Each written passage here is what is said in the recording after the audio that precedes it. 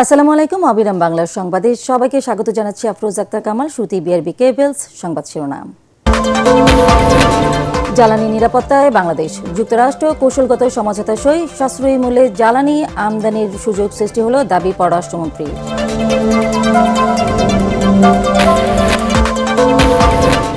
Supreme court আইনজীবী সমিতির নির্বাচনে বিএনপি সমর্থিত প্যানেলের নিরঙ্কুশ জয়, সভাপতি মাহবুব উদ্দিন খোকন, সম্পাদক মোহাম্মদ আলী।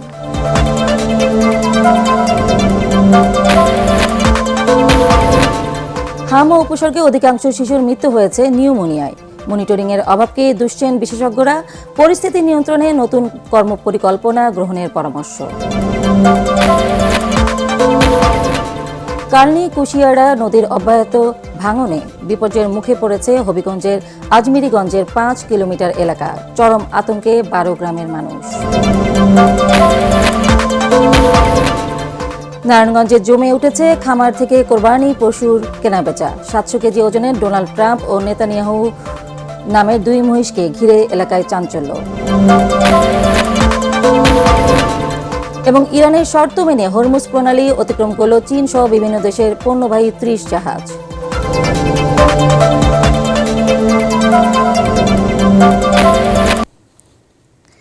শুনছিলেন বিআরবি কেবলস সংবাদ শিরোনাম, এবার বিস্তারিত।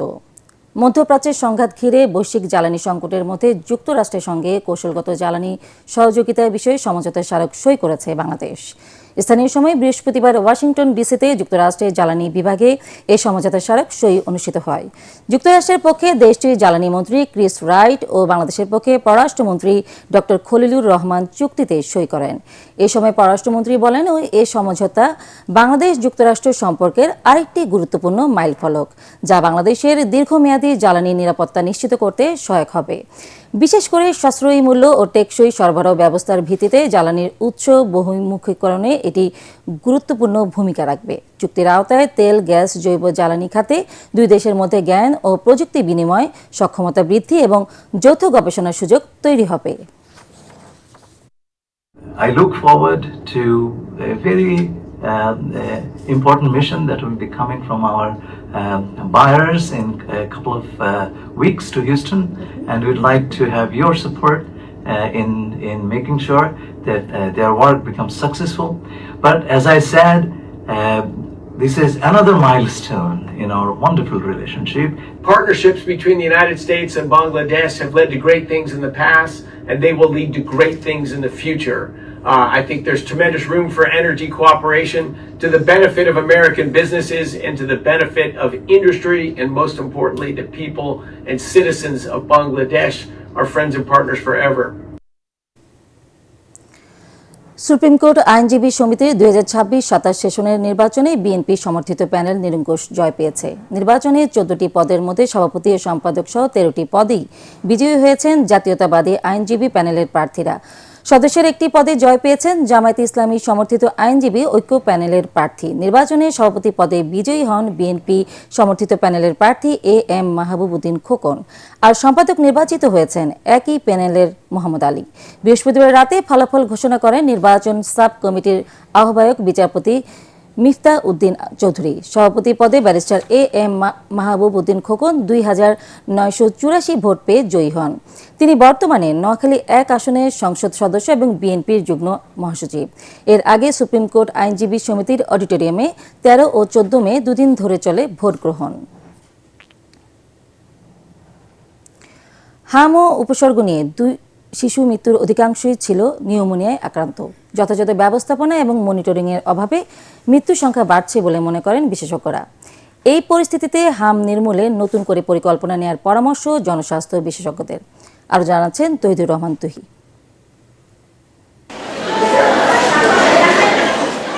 স্বাস্থ্য অধিদপ্তরের পরিকল্পনা মতে হামমুক্ত হওয়ার কথা ছিল যে বছর, সে বছরই বাড়ল হামের সংক্রমণ। হাম ও উপসর্গ নিয়ে এরই মধ্যে মারা গেছে 4 শতাধিক শিশু। থামছে না মৃত্যু ও সংক্রমণ। এ বাস্তবতায় বিশেষজ্ঞরা বর্তমান পরিস্থিতিকে মহামারী ঘোষণার আহ্বান জানালেও তা আমলে নেয়নি সরকার।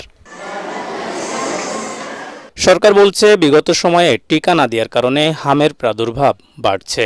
নিয়ন্ত্রণে জরুরি ভিত্তিতে টিকা দেওয়া হলেও অ্যান্টিবডি তৈরি হতে সময় লাগার কারণে মৃত্যু ও সংক্রমণ নিয়ন্ত্রণে আসছে না। বিশেষজ্ঞরা বলছেন নবজাতক ও মায়ের অপুষ্টিও হাম আক্রান্তের অন্যতম কারণ। আমাদের দেশে মাদেরও অপুষ্টি থাকে। আমাদের এখন পরিকল্পনা করতে হবে খাবার, মা যেন প্রত্যেক দিন পুষ্টিকর খাবারটা খেতে পারেন। হাম ও উপসর্গ নিয়ে যেসব শিশু মারা গেছে তাদের অধিকাংশই ছিল নিউমোনিয়া আক্রান্ত। বিশেষজ্ঞরা বলছেন সঠিক ব্যবস্থাপনা ও দ্রুত চিকিৎসা দিয়ে গেলে বাঁচানো যেত অনেক প্রাণ। এখানে দরকার হলো মনিটরিং সুপারভিশন। এখানে সেন্ট্রালি একটা কমিটি করা যেতে পারত আমাদের বিশেষজ্ঞ চিকিৎসকদের দিয়ে, যারা রাজধানীতে মনিটরিং করত। অনুরূপভাবে বিভাগীয় মনিটরিং টিম, এই মনিটরিং টিম প্রতিনিয়ত বাচ্চাদের যে চিকিৎসা হচ্ছে সেটা মনিটর করতো এবং কোথাও ঘাটতি থাকলে সেটা তাৎক্ষণিক তার সমাধান দিত। এইটা যদি করা যেত তাহলে আমি মনে করি আমাদের এই 500 বাচ্চা মৃত্যু আমাদের বয়ে বেড়াতে হতো না। আমরা কম মৃত্যু নিয়েই এটাকে মোকাবেলা করতে পারতাম। 5 মাস বয়স পর্যন্ত এক্সক্লুসিভ ব্রেস্ট ফিডিং করতে হবে। এতে 2-3টা লাভ আছে। একটা হলো শাল দুধ থেকে যদি দুধ খাওয়াতে থাকেন তাহলে মার মধ্যে যে প্রতিরোধ ক্ষমতা আছে রেডিমেড, সেইটা বাচ্চার ভিতরে যাবে, বাচ্চা সেই রোগগুলো হবে না। বুকের দুধ দিলে বাচ্চার অপুষ্টি হওয়ার সম্ভাবনাটা কম, বাচ্চার নিউমোনিয়া বা হাম এই রোগগুলো হওয়ার সম্ভাবনা কম। 2024 সালে এই হাম নিয়ে সতর্ক করে বিশ্ব স্বাস্থ্য সংস্থা। এরপরেও একের পর এক পেছানো হয় হামের টিকা কর্মসূচি।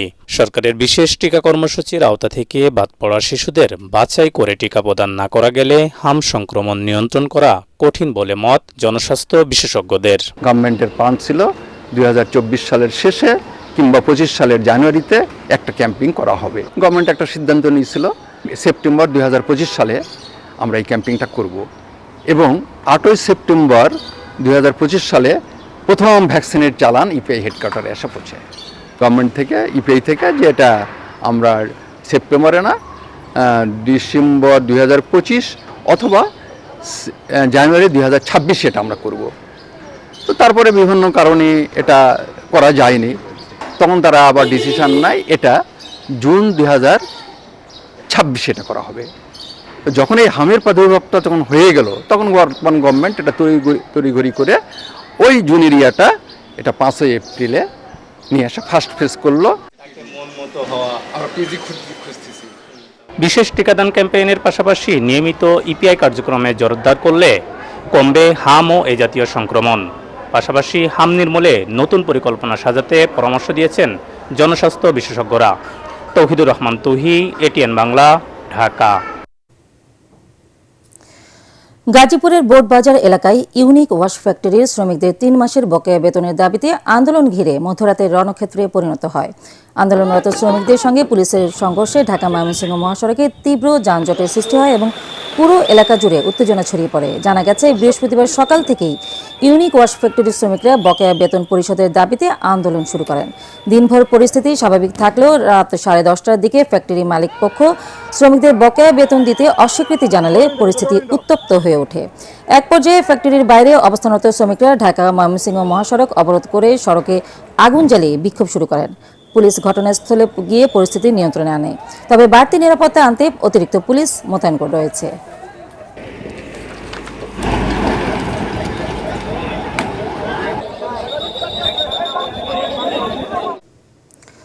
কালনী কুশিয়ারা নদীর অব্যাহত ভাঙনে বিপর্যয়ের মুখে পড়েছে হবিগঞ্জের আজমিরিগঞ্জের 12টি গ্রামের 5 কিলোমিটার এলাকা। নদীতে দিন দিন পানি যত বাড়ছে ততই আতঙ্ক বাড়ছে নদী তীরের বাসিন্দাদের। এ পরিস্থিতিতে দ্রুত নদী ভাঙন রোধে প্রয়োজনীয় ব্যবস্থা নেওয়ার দাবি এলাকাবাসীর। হবিগঞ্জ প্রতিনিধি আব্দুল হালিমের রিপোর্ট, জানাচ্ছেন মাসুদ রানা। কয়েক বছর ধরে হবিগঞ্জে কালনী কুশিয়ারা নদীতে তীব্র ভাঙন দেখা দিয়েছে। ফলে কাকাইলছেউ ইউনিয়নে শাহনগর, বদরপুর, কালকিনিপাড়া সহ অন্তত 12 গ্রামের মসজিদ, মাদ্রাসা, মন্দির সহ প্রায় 4000 পরিবারের ভিটে বাড়ি নদীগর্ভে বিলীন হওয়ার আশঙ্কা দেখা দিয়েছে। সাধারণ জায়গা, আমরা জায়গা জমি নাই, আমরা একবার গরিব মানুষ, আমরা সাধারণ 200-300 যাওয়ার জন্য আছে, ওইটা তো নেগা আছে, আমরা একবারে বাদ ঘরে দাঁড়াও করাইছে নদী ভাঙ্গিয়া। অঙ্গে আমরা কি করি, কই থাকতাম, অন্ত এই চিন্তা জানবাছে না। ওই গরিব কাঙ্গালরা মাছ টাছ মারে আর ওই ভাঙ্গনি লাগতেছে, গরিব কাঙ্গালরা কেমনে কি করবো।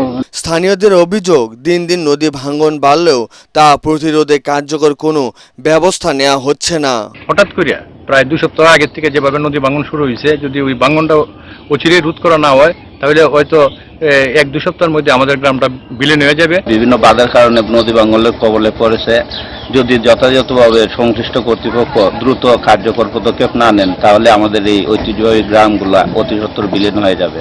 5 কিলোমিটার এলাকায় নদী ভাঙন রোধে প্রকল্প গ্রহণে উদ্যোগ নেওয়া হয়েছে বলে জানান হবিগঞ্জ পানি উন্নয়ন বোর্ডের নির্বাহী প্রকৌশলী। আজমিরগঞ্জ উপজেলার 4টি স্থানে ইতিমধ্যে স্থায়ী নদীটির প্রতিরক্ষা কাজ বাস্তবায়নের জন্য দরপত্র আহ্বান করা হয়েছে। বর্তমানে দরপত্র মূল্যায়ন প্রক্রিয়াধীন রয়েছে। অতি দ্রুত ঠিকাদার নিয়োগ করে কাজ শুরু করা হবে।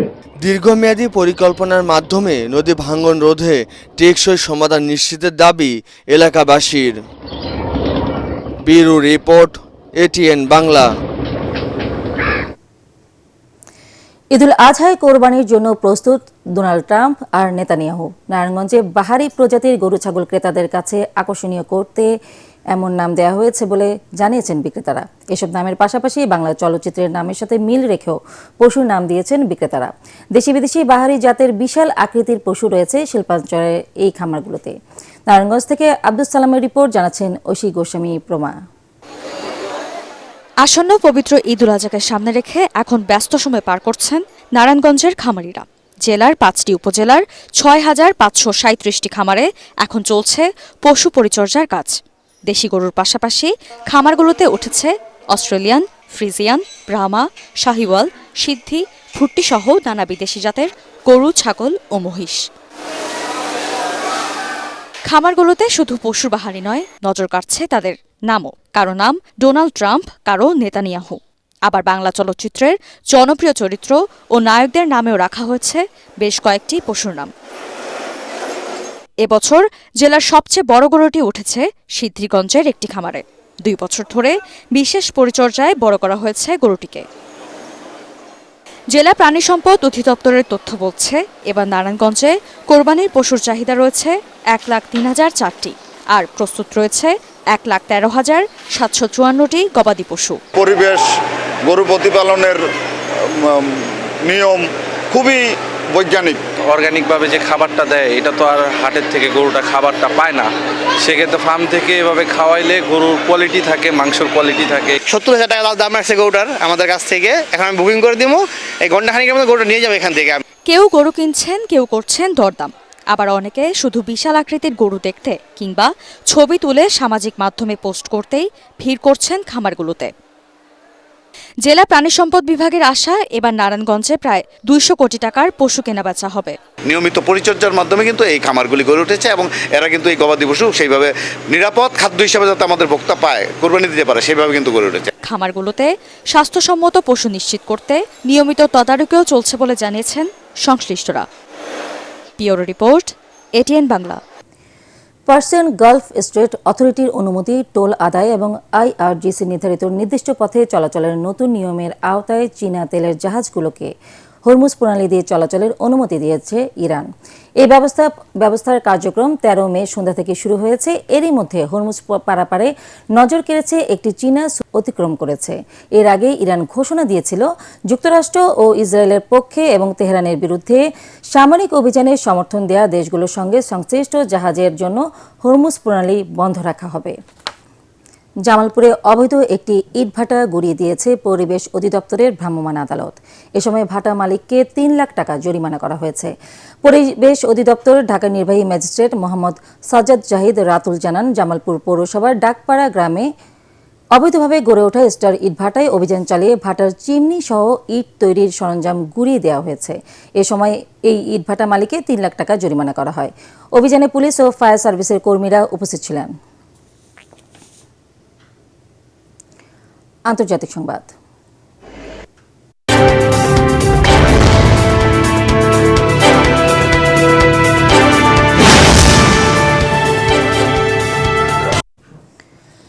বেইজিংয়ে চীনের প্রেসিডেন্ট শি জিনপিং এর সঙ্গে দ্বিপাক্ষিক আলোচনাকে অত্যন্ত ইতিবাচক বলে জানিয়েছেন যুক্তরাষ্ট্রের প্রেসিডেন্ট ডোনাল্ড ট্রাম্প। স্থানীয় সময় বৃহস্পতিবার বেইজিংয়ের গ্রেট হল অব দ্য পিপলে বিশ্বের বৃহত্তম 2 অর্থনীতির দেশের শীর্ষ নেতাদের মধ্যে 2 ঘণ্টারও বেশি সময় রুদ্ধদ্বার বৈঠক অনুষ্ঠিত হয়। আন্তর্জাতিক সংবাদ মাধ্যমগুলো জানিয়েছে আলোচ্য সূচির শীর্ষে ছিল দুই দেশের মাঝে বাণিজ্য বিরোধ কমানোর বিষয়টি। তবে সম্মেলনের প্রথম দিনেই ট্রাম্পকে তাইওয়ান ইস্যুতে কড়া বার্তা দিয়েছেন চীনা প্রেসিডেন্ট। বাণিজ্য আলোচনায় অগ্রগতির কথা জানালেও জিনপিং সতর্ক করে বলেছেন, তাইওয়ান নিয়ে মতপার্থক্য দুই দেশের সম্পর্ককে বিপজ্জনক পথে ঠেলে দিতে পারে, এমনকি এর ফলে সংঘাত তৈরি হতে পারে। এর আগে বুধবার জিনপিং জানান, বাণিজ্যিক ইস্যু নিয়ে দুই দেশের অর্থনৈতিক ও বাণিজ্য দলের মধ্যে অনুষ্ঠিত আলোচনা সামগ্রিকভাবে ভারসাম্যপূর্ণ ও ইতিবাচক হয়েছে। এবার খেলার খবর।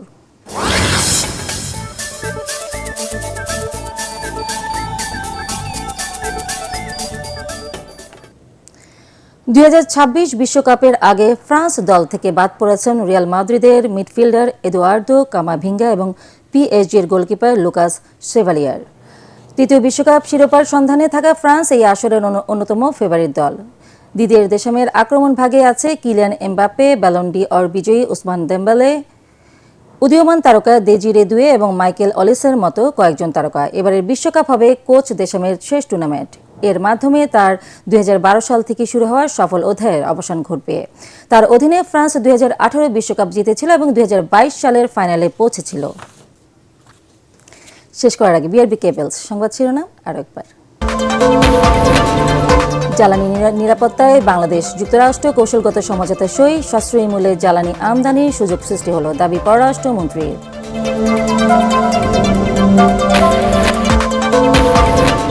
সুপ্রিম কোর্ট আইনজীবী সমিতির নির্বাচনে বিএনপি সমর্থিত প্যানেলের নিরঙ্কুশ জয়, সভাপতি মাহবুবউদ্দিন খোকন, সম্পাদক মোহাম্মদ আলী।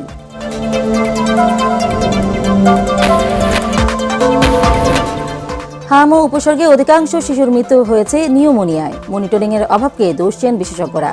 পরিস্থিতি নিয়ন্ত্রণে নতুন কর্মপরিকল্পনা গ্রহণের পরামর্শ। কালনী কুশিয়ারা নদীর অব্যাহত ভাঙনে বিপর্যয়ের মুখে পড়েছে হবিগঞ্জের আজমেরীগঞ্জের 5 কিলোমিটার এলাকা। চরম আতঙ্কে 12 গ্রামের মানুষ। নারায়ণগঞ্জে জমে উঠেছে খামার থেকে কোরবানির পশু কেনাবেচা। 700 কেজি ওজনের ডোনাল্ড ট্রাম্প ও নেতানিয়াহু নামের 2 মহিষকে ঘিরে এলাকায় চাঞ্চল্য। এবং ইরানের শর্ত মেনে হরমুজ প্রণালী অতিক্রম করল চীন সহ বিভিন্ন দেশের পণ্যবাহী 30 জাহাজ।